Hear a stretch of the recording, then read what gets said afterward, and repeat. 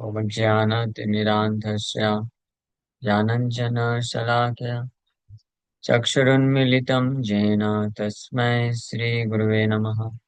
नमः विष्णुपादाय कृष्णप्रेष्ठाय भूतले श्रीमते भक्तिवेदान्तस्वामिन्निति नामिने। नमस्ते सारस्वती देवे गौरवाणी प्रचारिणे निर्विशेषशून्यवादी पाश्चात्यदेशतारिणे नित्यानंद नमस्तुभ्यं प्रेमानंदप्रदायिने कलौ कल्मषनाशाय जानवापते नमः।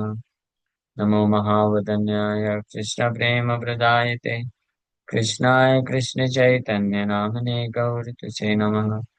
जय श्री कृष्ण चैतन्य प्रभु नित्यानंद श्री अद्वैत गदाधर शिवासादि गौर भक्तवृंद। हरे कृष्णा कृष्णा कृष्णा हरे हरे, हरे राम राम राम हरे हरे। हरे कृष्णा। सभी भक्तों का हार्दिक स्वागत है आज के श्रीमद् भगवद गीता की चर्चा में। तो हम लोग चर्चा कर रहे हैं श्रीमद् भगवद गीता चैप्टर 7, 7वां अध्याय और श्लोक संख्या 21 पे चर्चा कर रहे थे। यो यो याम याम तनुम भक्ता श्रद्धयार्चितुमिच्छति तस्य तस्य चलाम श्रद्धाम तामेव विदधाम्यहम्। I am in everyone's heart as a super soul. As soon as one desires to worship some demigod, I make his faith steady so that he can devote himself to that particular deity. मान बोल रहे हैं, मैं सबके हृदय में परमात्मा के रूप में विद्यमान हूँ। और जब कोई भी व्यक्ति जिस विशेष किसी देवता का पूजा करने का इच्छा रखता है, तो उसकी श्रद्धा को मैं दृढ़ बनाता हूँ ताकि वो उनको समर्पित होकर के उनका पूजा कर सके। So, यो यो याम याम, यो यो या यह मीन्स जो भी व्यक्ति याम याम किसी भी प्रकार के तनु मतलब देवता, फॉर्म, तनु का मतलब होता है शरीर, या तनु का मतलब होता है फॉर्म, जिस भी रूप का जो भी व्यक्ति जिस भी प्रकार के रूप का भक्त बनना चाहता है, श्रद्धा अर्चितुम इच्छति, श्रद्धा से उनका पूजा करने की इच्छा रखता है, तो ऐसे तस्य तस्य, ऐसे व्यक्ति की अचलाम श्रद्धा तामेव ऐसे व्यक्ति को अचल अचलाम यानी पूर्ण निष्ठा युक्त श्रद्धा मैं उसको प्रदान करता हूँ। विदधाम में, हाँ, मैं प्रदान करता हूँ। और वहीं दूसरी ओर भगवान कृष्ण ये भी बोले कि तेषाम सतत युक्तानम भजताम प्रीति पूर्वकम, लेकिन जो मुझे श्रद्धा के साथ भजन करना चाहते हैं या करते हैं, तो ददामि बुद्धि योगम तम, मैं उनको ऐसी बुद्धि या श्रद्धा देता हूँ, ये न माम उपयांति थे, जिससे वो मुझे प्राप्त कर सके। तो ये हमारी इच्छा के ऊपर है, कार्य भगवान ही करता है और कोई किसी में इतनी शक्ति नहीं है। भगवान कृष्ण ही परमात्मा के रूप में कार्य करते हैं। अगर किसी को कोई देवता का पूजा करके देवता को प्राप्त करना है या उनसे कुछ वरदान प्राप्त करना है, तो देवता उसको मदद नहीं कर सकते हैं। वो बस देवता का वो पूजा करने के पश्चात फल दे सकते हैं वो, लेकिन अपने में श्रद्धा विकसित नहीं करा सकते। अगर किसी को सपोज मान लीजिए आ, अपने भौतिक कार्यों से विघ्न हटाने हैं, तो विघ्न हटाने के लिए वो पता करता है, शास्त्र में पता चलता है कि हाँ गणपति का पूजा करेंगे तो सारे विघ्न हट जाएंगे, ताकि हम अपने अच्छे तरीके से भौतिक इंद्रिय तृप्ति कर सके बिना बाधा के। तो बिना बाधा के भौतिक इंद्रिय तृप्ति करने के लिए फिर गणपति में श्रद्धा लाना है, तो वो श्रद्धा कौन देगा? गणपति नहीं दे सकते। वो श्रद्धा भगवान कृष्ण देते हैं परमात्मा के रूप में उसके हृदय में होकर के, उसकी इच्छा को भाप लेते हैं, स्मेल कर लेते हैं कि इसकी इच्छा है ये अपने संसार में जो इंद्रिय तृप्ति करने में बाधाएं आ रही हैं उससे मुक्त होना चाहता है, और इसके लिए गणपति में श्रद्धा पूर्वक ये पूजा करना चाहता है। तो let me give him faith, strong faith to worship Lord Ganesh. हाँ, भगवान गणेश का पूजा करने का मैं इसको श्रद्धा देता हूँ। तो इस प्रकार से वो शायद से श्रद्धा से युक्त होकर के वो शास्त्र में फिर कुछ भी लिखा हो उससे फर्क नहीं पड़ता उसको, वो केवल उसी पोर्शन को पकड़ेगा जहाँ पे शास्त्र में गणपति का पूजा का विधि विधान दिया हुआ है, और उसी को बड़े श्रद्धा के साथ उनको ही परम भगवान मान करके पूजना चालू कर देता है। तो ये कार्य भी भगवान कृष्ण करते हैं। ये उनकी असीम अनुकंपा है, दया है, कि भगवान इच्छा को जानते हुए व्यक्ति को ऐसी श्रद्धा प्रदान करते हैं ताकि वो अपनी इच्छाओं को पूर्ति कर सके। इसीलिए जब कोई भक्त समस्त प्रकार के भौतिक भावना भावनाओं से मुक्त होकर के और भगवान कृष्ण के प्रति श्रद्धा को विकसित करना चाहता है, तो भगवान उसको ऐसी श्रद्धा विकसित करने में भी पूर्ण रूप से मदद करते हैं, बुद्धि देते हैं। और ये कार्य भगवान करते हैं अपने वैष्णव का संग दिला करके। हाँ, बाकी देवी देवताओं में श्रद्धा है, पूजा है, तो उसके हृदय में परमात्मा के रूप में रह करके उसकी श्रद्धा उत्पन्न करते हैं। फिर वो ऐसी अचलाम श्रद्धा से उन पर्टिकुलर देवी गॉड का पूजा करता है। लेकिन अपने प्रति जब श्रद्धा विकसित कराना होता है भगवान को, तो अंदर से तो प्रेरित करते ही हैं उसकी इच्छा को जान करके, अपने किसी शुद्ध वैष्णव का आश्रय दिला देते हैं। ये भगवान की वास्तविक कृपा है, इसको असली कृपा मानी जाती है।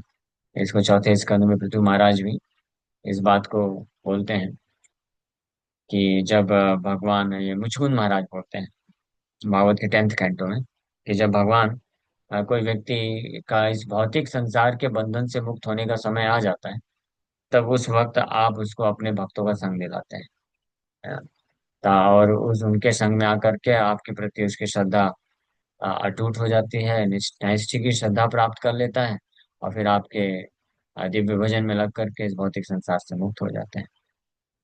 तो इसलिए desire important, whatever you desire, the sincerity of desire, हमारे इच्छा की जो ईमानदारी है, उसके आधार पर भगवान हमारे ऊपर कृपा करते हैं। अगर किसी की वास्तविक रूप में, वास्तव में इच्छा है भगवान कृष्ण को प्राप्त करने की और उनको समर्पण करने की, तो भगवान उसको मदद करते हैं, उसको श्रद्धा देते हैं अपने प्रति, और भक्तों का संग प्रदान करते हैं। महत्वपूर्ण चीज, सबसे महत्वपूर्ण। So God has given independence to everyone, भगवान ने हर किसी को स्वतंत्रता दे रखा है। किसी के ऊपर फोर्स्ड फोर्स्ड लव भगवान नहीं प्राप्त करना चाहते, किसी बलपूर्वक किसी से प्रेम, अपने आप को प्रेम नहीं कराना चाहते भगवान। Therefore, if a person desires to have material enjoyment and wants very sincerely to have such facilities from the material demigods, the Supreme Lord, as super soul in everyone's heart, understands and gives facilities to such persons. भगवान ने सबको स्वतंत्रता दे रखा है, जीवात्मा को। हम इस भौतिक संसार में भौतिक सुख को प्राप्त करने की इच्छा रखें, या भौतिक बंधन से मुक्त होकर के भगवान को प्राप्त करने की इच्छा रखें, ये स्वतंत्रता भगवान ने हमको दिया है। इसीलिए जैसे ही कोई व्यक्ति इस संसार में जब भौतिक सुख प्राप्त करने की इच्छा रखता है, तो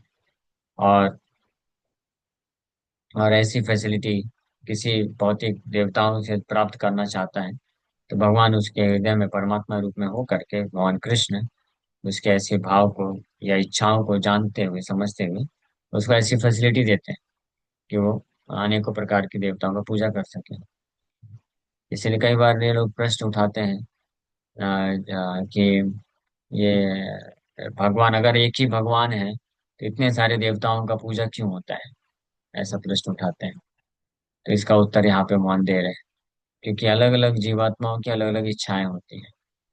जो इस भौतिक संसार में भौतिक इच्छा ही पूर्ति करना चाहते हैं और इस भौतिक संसार में ही इसलिए फंसे रहना चाहते हैं, तो उनके लिए अनेकों अनेकों ऐसे हजारों की संख्या में देवतागण उपलब्ध होते हैं, जिनका पूजा करके वो अपनी भौतिक कामनाओं को पूरा कर सकता है। लेकिन जब कोई वास्तविक रूप में बुद्धिमान हो जाता है, समझ जाता है कि भौतिक संसार में किसी भी प्रकार की कामनाओं को प्राप्त करके व्यक्ति सुखी नहीं रह सकता है, अपने आप को भौतिक दुखों से मुक्त नहीं कर सकता है, तब वो परम भगवान कृष्ण का आश्रय लेने का इच्छा रखता है। तब भगवान उसको भक्तों का संग देते हैं, और फिर वो धीरे धीरे सारी भौतिक इच्छाओं से शुद्ध होकर के अनेक जन्म संशुद्धा यान्ति परमाम गति, तो इस प्रकार से कुछ लोग धीरे धीरे वाले होते हैं, तो कई कई जन्म तक फिर कृष्ण का पूजा भक्ति करते करते फाइनली अल्टीमेट डेस्टिनेशन वैकुंठ को प्राप्त करते हैं। और कुछ होते हैं कि जो एक ही बार में डिटरमाइंड हो जाते हैं, दिस लाइफ लास्ट लाइफ, ये जीवन आखिरी जीवन। तो इसी जीवन में बड़ी गंभीरता के साथ भगवान कृष्ण के भक्ति में भजन में लग जाते हैं, और इसी लाइफ में कंप्लीट कर लेते हैं अपना भक्ति, और इसी जीवन के शरीर को त्यागने पे इमीडिएटली भगवान के धाम को प्राप्त कर लेते हैं। तो ऐसे भक्तों को जो है सर्व सबसे ज्यादा बुद्धिमान माना जाता है, मोस्ट इंटेलिजेंट डिवोटीज। बट ऐसे भी भक्त जो कि पूरी तरीके से समर्पण नहीं कर पाते हैं, या एक ही जन्म में नहीं है जिनका विचार भगवान के धाम जाने का, तो वो भी इंटेलिजेंट कहलाते हैं, क्योंकि एटलीस्ट वो इतनी समझ में तो आ गए हैं कि भौतिक संसार में भोग करने से कोई सुख नहीं है। इस भौतिक संसार से बंधन से मुक्त होकर के कृष्ण के ध्यान में जा करके ही वास्तविक आनंद प्राप्त हो सकता है। इस बात में भी अगर कोई कन्विंस होता है, तो सच a soul is also considered to be a intelligent person। जो चतुर्विधा सर्व उदाहरण सर्वे ते भगवान बोलते हैं। भले ही पूर्ण रूप से समर्पण नहीं करता, लेकिन अगर कोई ये जानता है कृष्ण को ही केवल समर्पण करता है, इसको उदार बोला गया। As the supreme father of all living entities, he does not interfere with their independence, but gives all facilities so that they can fulfill their material desires। तो सभी जीवात्माओं के परम पिता हैं भगवान कृष्ण। सो वो जीवात्मा के जो स्वेच्छा होती है, फ्री विल, हाँ, इंडिपेंडेंस होती है, उसमें इंटरफेयर नहीं करते हैं। अगर कोई जीवात्मा भौतिक संसार में भौतिक सुख भोगना चाहते हैं, ऐसे जीवात्मा को भगवान वो फैसिलिटी देते हैं, ताकि वो उस प्रकार से भौतिक भोग कर सके। सब में ask why the all powerful God gives facilities to the living entities for enjoying this material world, and so lets them fall into the trap of the illusory energy. The answer is that if the Supreme Lord as Super Soul does not give such facilities, then there is no meaning to independence. Therefore, he gives everyone full independence, whatever one likes. But his ultimate instruction we find in the Bhagavad Gita: one should give up all other engagements and fully surrender unto him. That will make man happy।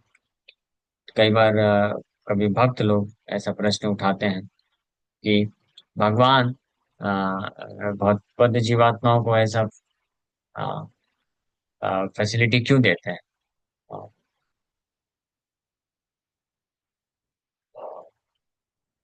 माया में फंसने का facility भगवान क्यों देते हैं, जब भगवान जानते हैं कि ये माया माया में फंसने का फैसिलिटी प्राप्त करेगा, भौतिक भोग में लगेगा और इस प्रकार से भटक जाएगा, माया के ट्रैप में फंस जाएगा।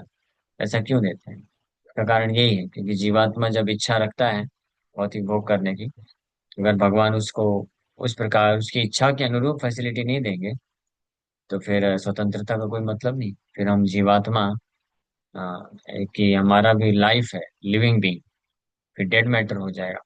तो भगवान इसलिए जो ये स्वेच्छा है, स्वेच्छा, इसमें इसको छीनना नहीं चाहते हैं। भगवान इतना हमको इंडिपेंडेंस, स्वतंत्रता दे दे के रखना चाहते हैं कि हम अपने आप चूज करें, डिजायर करें कि हमको क्या चाहिए।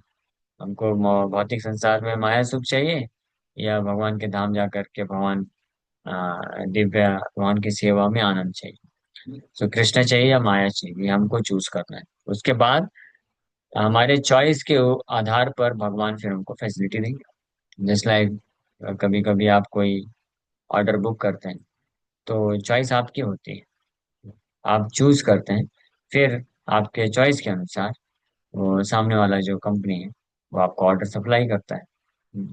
वो तो है, जबरदस्ती तो आपको पास नहीं भेज सकता है कि आप ये प्रोडक्ट लीजिए। तो चॉइस तो आपका ही है, पहले आपको फिल करना पड़ेगा जो ऑप्शन दिया है, उसके बाद ऑर्डर ऑर्डर ऑफर होगा। तो इसी प्रकार से भगवान भी फैसिलिटी हमारे अकॉर्डिंग टू आवर डिजायर्स ही प्रोवाइड्स अस फैसिलिटी। हाँ, तो इसीलिए डिजायर जो है सबसे इम्पोर्टेंट एलिमेंट है। ये डिजायर ही है, इच्छा, हाँ, हमारी जो फ्री विल है, इंडिपेंडेंस, स्वतंत्रता का गलत उपयोग हमने किया, गलत इच्छा रख करके, इसलिए हम भौतिक संसार में फंस गए हैं। अब इसी स्वतंत्रता का अगर हम सदुपयोग कर लेंगे, सही उपयोग करके हमारी इच्छा सही रख लेंगे, सही मीन्स कृष्ण को चूज कर लेंगे वापस से, तो भौतिक बंधन से वापस से मुक्त हो सकते हैं। भगवान इसमें पूरी तरीके से इम्पार्शियल, भगवान किसी के साथ पार्शियलिटी नहीं करते हैं। ये तो व्यक्ति ही है जो जैसा चूज करेगा वैसा वो प्राप्त करेगा। भगवान सबको बराबर बराबर फैसिलिटी देते हैं। समोहम सर्वभूतेषु न मे द्वेष्योस्ति न प्रिया, भगवान बोलते हैं गीता में। मैं सबके प्रति समान हूँ, ना तो मुझे किसी से द्वेष है ना तो किसी से खास ऐसा प्रेम है। बट भगवान बोलते हैं बट ये भजन्ते तो माम भक्त्या मयि ते चाप्या, लेकिन जो मुझे भजन करते हैं, मुझे ही प्राप्त करना चाहते हैं, मेरा सेवा करना चाहते हैं, करते हैं, तो मैं भी उनका रिटर्न में उनको रेसिप्रोकेट करता हूँ, आदान प्रदान। तो ये तो पार्शियलिटी नहीं है, ये तो इसको बोलते हैं रेसिप्रोकेशन। तो आदान प्रदान है, भगवान आदान प्रदान करते हैं। जो भक्त भगवान से आदान प्रदान करना चाहते हैं तो भगवान उसके लिए तत्पर है। जो भगवान से कोई नाता रिश्ता नहीं रखना चाहते हैं तो भगवान उनसे दूर हो जाते हैं। तो सिंपल है, नेचुरल है, स्वाभाविक है। तो इसलिए हमारे माया में फंसने का कारण भगवान बिल्कुल भी नहीं है। भगवान को नहीं समझना चाहिए। So both the living entity and the demigods are subordinate to the will of the Supreme Personality of God. And therefore, the living entity cannot worship the demigod by his own desire, nor can the demigod bestow any benediction without the supreme will. ये दोनों चीजें ही important है। दोनों जीवात्मा और देवतागण, ये सब के सब भगवान के इच्छा पे कार्य करते हैं, भगवान पे निर्भर है।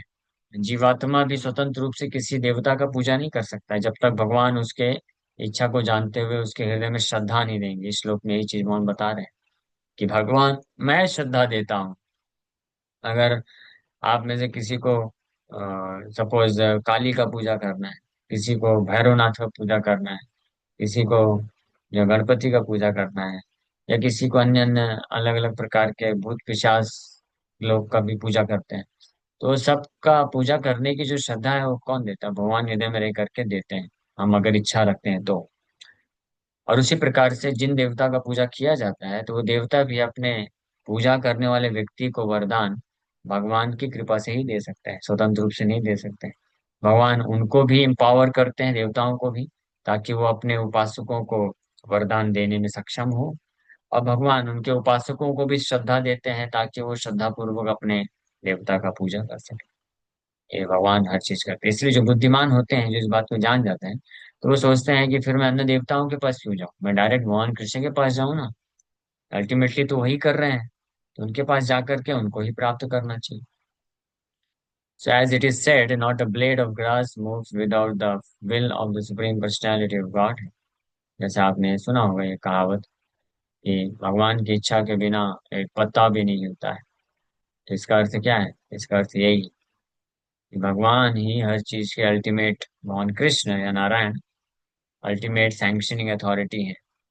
विदाउट हिज सैंक्शन, उनकी अनुमति के बिना और कुछ नहीं होता है। ये गीता का वर्डिक्ट, ये स्पेशली श्लोक में हमको पता चल रहा है।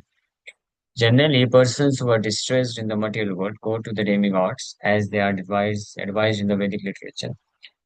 A person wanting some particular thing may worship such and such demigod. For example, a diseased person is recommended to worship the sun god. A person wanting education may worship the goddess of learning Saraswati. And a person wanting a beautiful wife may worship goddess Uma, the wife of Lord Shiva.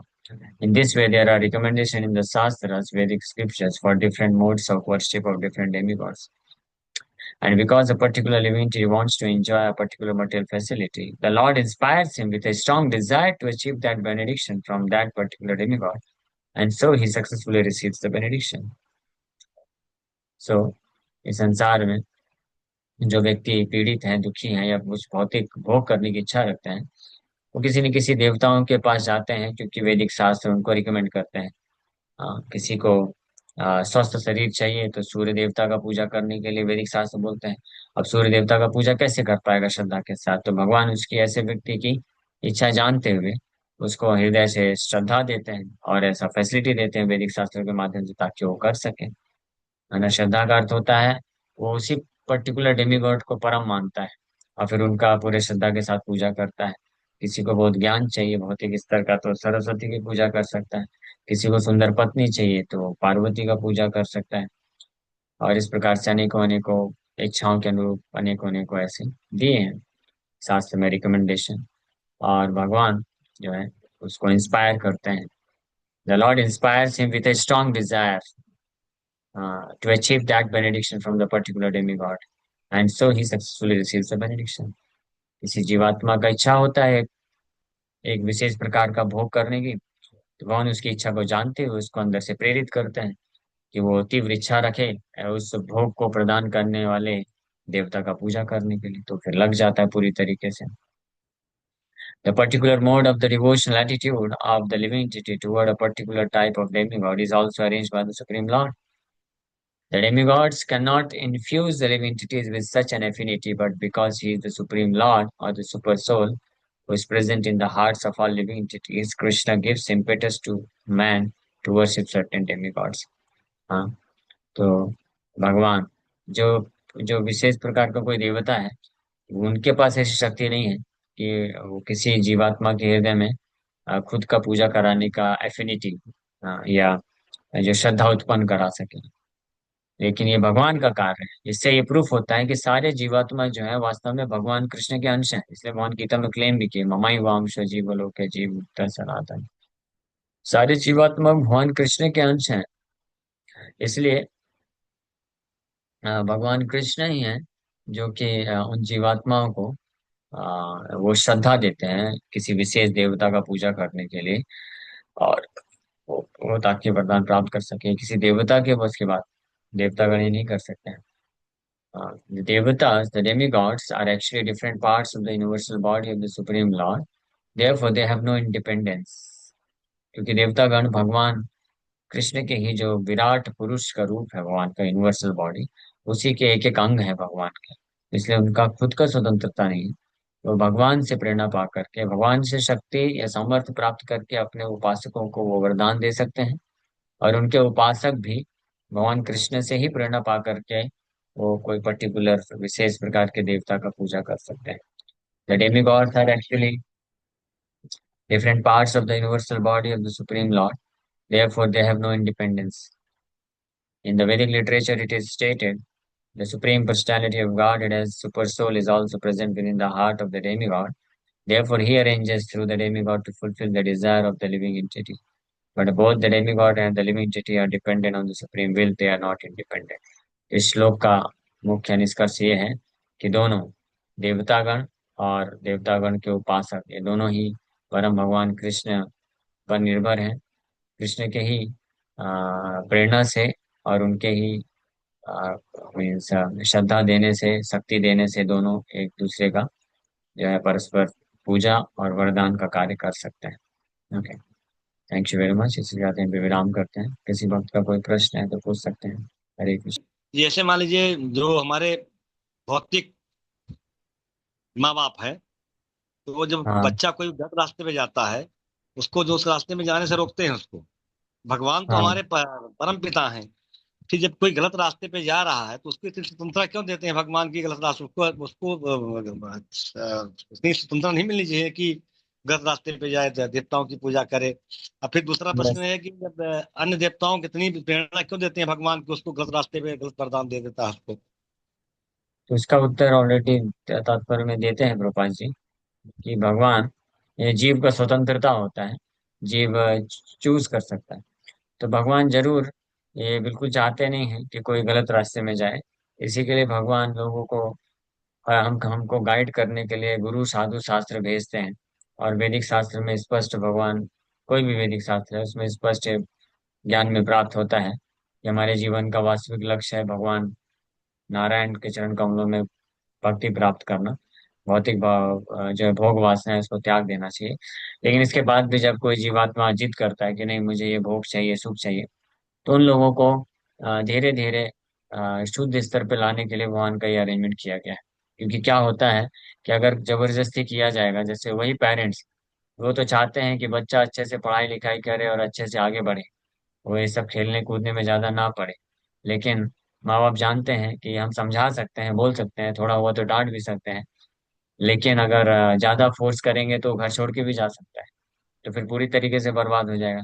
इसलिए फिर उस case में जो है parents उसको allow करते हैं कि ठीक है, आप इन इन मित्रों के साथ आप ऐसे ऐसे जा करके खेल लो और ऐसा करो वैसा करो। तो ये सब जो है भगवान की कृपा है कि अगर जीवात्मा को अवसर नहीं दिया जाएगा कि अपने भोग वासनाओं को पूरा करे देवताओं के पूजा के आधार पर, तो वो फिर भगवान को पूरी तरह छोड़ देगा, नास्तिक हो जाएगा, और जानवर की तरह रह करके भोग इंद्रिय तृप्ति के कार्य तो करेगा ही करेगा, क्योंकि उसका डिजायर है। तो इसलिए भगवान उसको ये देवताओं के पूजा के माध्यम से कम उसको आस्तिक बना के रखते हैं, श्रद्धालु बना के रखते हैं, और पाप ना करके पुण्य तरीके से भोग करे। फिर धीरे धीरे कई कई जन्मों तक इस प्रकार से वो शुद्धिकरण होते होते फाइनली भगवान कृष्ण समर्पण करता है। ठीक है, तो ये कारण है। ओके, हरे कृष्णा।